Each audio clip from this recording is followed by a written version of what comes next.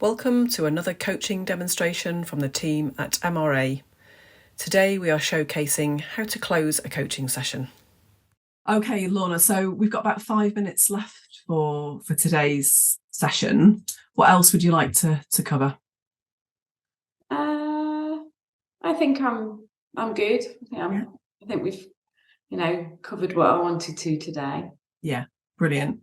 And that initial objective that you set at the beginning, so how do you feel like you've done against that objective? Yeah, I think it's been really good today to sort of explore, I suppose, my confidence around doing presentations, and I think specifically getting into that area has been really useful today. Yeah, good. And I know when we initially started the session, we talked about that confidence objective, and you scored yourself around about a 5 or a 6 at that time. Where do you think you are now in terms of confidence? Actually, I'm feeling good. So I think, on that scale, probably an 8. Okay. Feeling much more positive around, what I need to do and what that, how I need to bring, I suppose, my best self when I'm in that situation. Mm-hmm. Brilliant. And if you were a 5 or a 6, you're now an 8. Yeah. If you were to move even closer to a 10, what else do you think you could be doing that would help with that confidence? I think it's probably, for me, it's something around doing things more often. So I'm feeling in this session, because I'm working with you, I can feel that confidence. Now it's about really going away and putting it into practice and doing it consistently. And I think that's the thing that will make me feel is a 10, is when I'm like, okay, this is just what I do. Yeah. I'm not thinking about it so much. Mm-hmm. Brilliant. And what's going to help you with that, doing it more often and that consistency? I think I've got to schedule it. So I think I've got to sort of say, okay, in the past I've maybe shied away from doing presentations, or made it that someone, let someone else put their hand up, and I'm not going to do that anymore. I'm going to say, okay, I know what I want to talk about. I know that I'm the best person to present that information, to put the case across, and really keeping that headspace around, it's about the message I want to get across, not about everybody looking at me, or so keeping focused on the I suppose the why behind why I'm doing this, but also pushing myself to say, I'm going to do it. I'm going to put myself forward for these presentations. Brilliant. That's great. And in order for you to do more of that, to push yourself, to really get yourself and hold yourself to account on that, what support do you need from others to help you do that? I think it would be good for me to share. So I have a mentor at work, and I think it would be good to have that sort of accountability in a way, to sort of share with someone and say, look, this is something I'm trying to do, and will you check in with me on how that's going over the coming months? So I talk to my mentor once a month. Mm-hmm. It'd be good to use them as a sort of way of holding myself accountable, to say, right, I've done it. I think the other thing is I need to actively seek some feedback.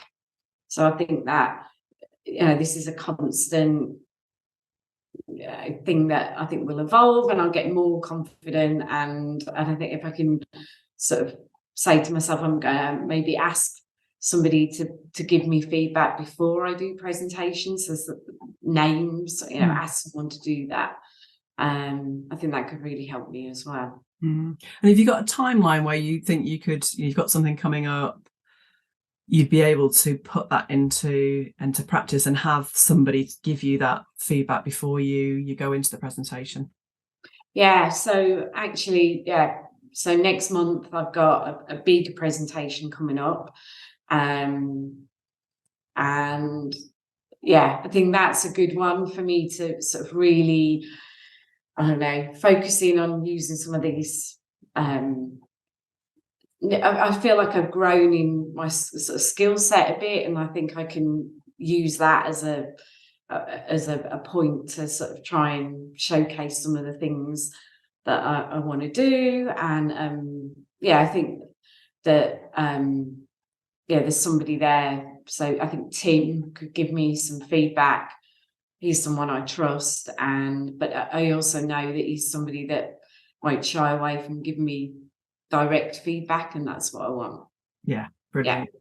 Great. So specific moments in time next month, yeah. Tim's going to give you the feedback, and you know he'll be supportive, but also not shy away from giving you some more challenging feedback as well. Brilliant. Yeah. Any other actions that you're taking away from our time together? I think the thing I would take away is not to overthink this, maybe, and that a lot of it is noise in my own head, and this whole, is it real, or is it, am I creating this, and what's actually, what's real here versus noise.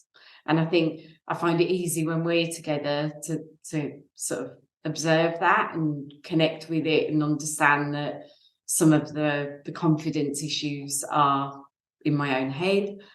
And again, I think it's that just doing more of making sure that I connect with that when I'm not in a coaching session.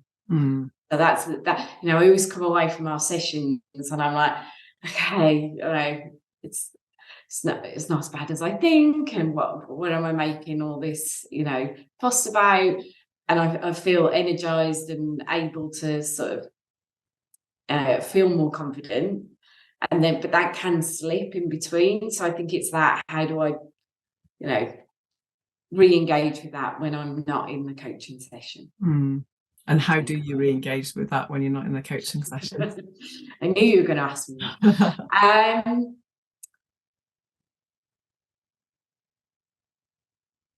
I think it is catching myself when I'm doing it. So I know when I think it is that, okay, the mind's going too much. I can feel, there's a physical reaction sometimes, I can feel that heart starting to race, sweaty palms. And I think that physical reaction is the chance to sort of take a moment to go, okay, hold on. When I'm working with Hilary, I can calm that down. And I know I can do that. So I think it's that acknowledgement of just stop for a minute, breathe, and calm myself a bit, rather than just building on that physical reaction, I suppose. So I think that would probably be something to try.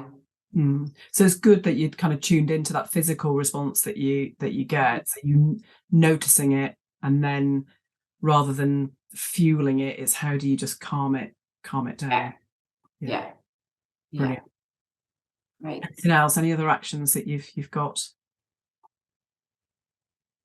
No, I think that's the big one, is that, like I say, you get that physical reaction. You're like, okay, this is your body's telling you something. But yeah, I think it's sort of aligning my head with the, that reaction, and then deciding to make a different choice, I suppose, rather than just letting that build, and that then, that's the mindset I'm in when I'm doing the presentation.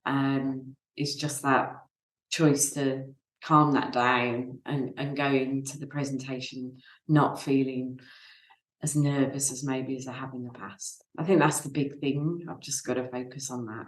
Yeah, fantastic. So we spent an hour together. What's been most useful about that hour? It's always that time. It's the space and the time to sort of really think about what's going on, and that time to sort of pick through the different noises and voices in my head that are, competing in a way.